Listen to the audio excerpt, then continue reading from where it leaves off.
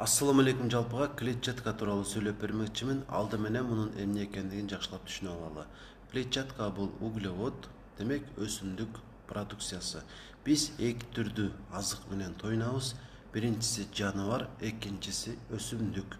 Өсүмдүктүн бизге керектүү бөлүгү албетте ашказан ичегинин ферменттери аркылуу организмге сиңирилет.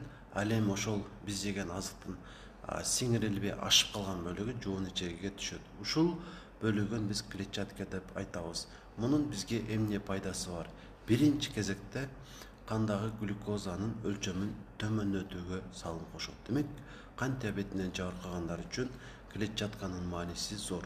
Экинчиден, зыяндуу холестериндин дагы өлчөмүн азайтып барат. Демек, жүрөк кан тамыр оорусунан жабыркаган бейтаптарга дагы алмашкыс азык болуп эсептелинет. Анан дагы көбүрөөк убакыт бизди ток кармай алат. Демек, арыктоону ниет кылып жүргөндөр үчүн дагы алмашкыс азык. Андан сырткары биз жеген азыкты, анан иштелип чыккан керексиз нерселерди ушул тамак сиңирүү органдары аркылуу төмөнгө сүрүп кеткенге эң чоң салым кошот. Анан дагы жоон ичегиден сыртка чыгып кетиши мүмкүн болгон суюктукту организмге кайра жуткуруп берет. Андан дагы зор мааниси, билесиздер, жоон ичегибизде микробтор жашайт. Биз үчүн керектүү болгон себеби ал каловый массаны түзөт. Андан сырткары бизге керектүү болгон витаминдерди бөлүп чыгарат жана ал витаминдер аркылуу зат алмашуу процесси жакшырат. Ал эми ошол микробтор болсо клетчатка менен азыктанышат. Эгер клетчатка жок болсо, алар эмне менен азыктанышат? Демек, алар азайып кетет. Биздин организмибиз, иммунитетибиз начарлайт. Ошол биздин жоон ичегибиздин микрофлорасы жакшырып туруш үчүн дагы жетиштүү өлчөмдө клетчатка менен азыктанып турушубуз керек.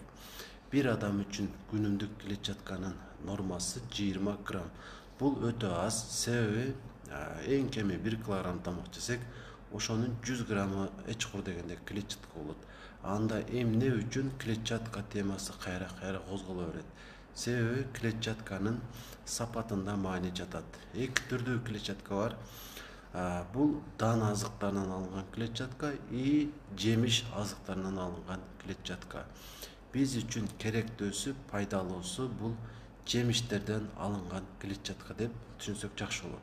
Ал эми дан азыктарынан алынган клетчатка тескерисинче бизге оор келип, тамактын сиңирүүсүн начарлатып, ич катууга дагы алып барат.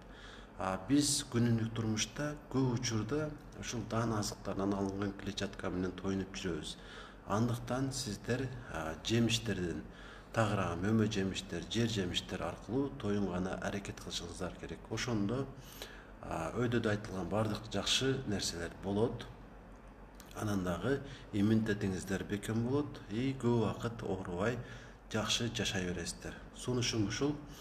Көбүн эсе жемиштерге басым жасаңыздар. Дан азыктарынан алыс болгону аракет кылыңыздар.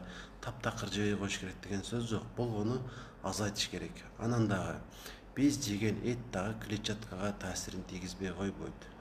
Айталы, биз уйдун этин жейбиз.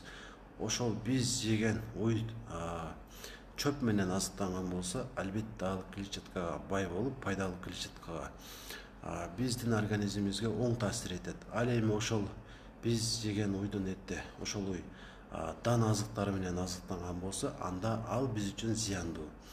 Ошондуктан биз чөп жеген уйду табышыбыз керек. Эми албетте бул кыйын маселе, анткени сүрүштүрүү дагы мүмкүн эмес. Бирок бир нерсе бар.